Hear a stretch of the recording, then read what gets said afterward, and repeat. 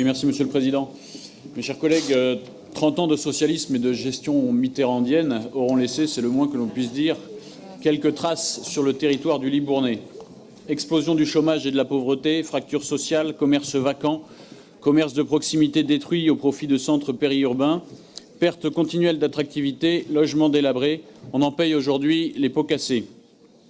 Castillon-la-Bataille ne bénéficiant pas du plan Action Cœur de Ville comme sa voisine Libourne, qui connaît peu ou prou les mêmes symptômes d'une mauvaise gestion locale, il appartient aujourd'hui à la région de tenter l'opération de dernière chance pour sauver une commune à qui l'histoire, l'architecture et la situation géographique devraient pourtant bénéficier pour être une ville prospère et attractive.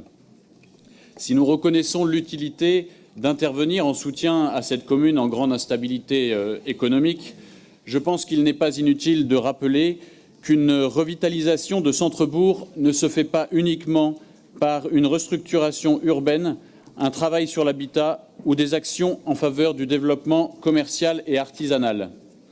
Ces mesures ne seront en effet d'aucune utilité si elles ne s'accompagnent d'une véritable volonté politique de lutte contre l'insécurité et le communautarisme, qui sont les deux principaux piliers de la désertification de nos communes, tout particulièrement dans le Libournais. Ce n'est pas anodin si ce territoire est classé en zone de sécurité prioritaire, c'est-à-dire, d'après la définition officielle du ministère de l'Intérieur, reconnu comme un territoire qui, je cite, souffre plus que d'autres d'une insécurité quotidienne et d'une délinquance enracinée. Et pardonnez-moi, mais à Castillon, on ne règle pas le problème de l'insécurité et du communautarisme par, je cite la délibération, la création d'un poste de médiatrice sociale ou le financement d'un poste de travailleur social au sein de la compagnie de gendarmerie de Libourne. C'est poser un cautère sur une jambe de bois. Il me semble donc indispensable que notre convention soit conditionnée à des actions concrètes de la mairie de Castillon et de Jacques Breillat en matière de sécurité, de lutte contre la délinquance et contre toute forme de communautarisme. De son côté, la région Nouvelle-Aquitaine peut et doit apporter sa pierre à l'édifice en renforçant notamment la sécurité des lignes de TER, particulièrement celle entre Bordeaux et Sarlat.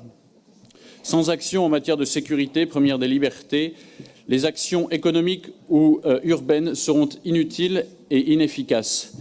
Nous voterons donc favorablement cette délibération, mais nous veillerons à chaque vote à incidence financière à ce que les subventions accordées à la ville de Castillon ne soient pas de la poudre aux yeux au service de votre sacro-saint vivre ensemble, comme cela apparaît en toutes lettres dans la délibération, mais bien des mesures concrètes qui iront dans l'intérêt général au service du bien commun. Je vous remercie.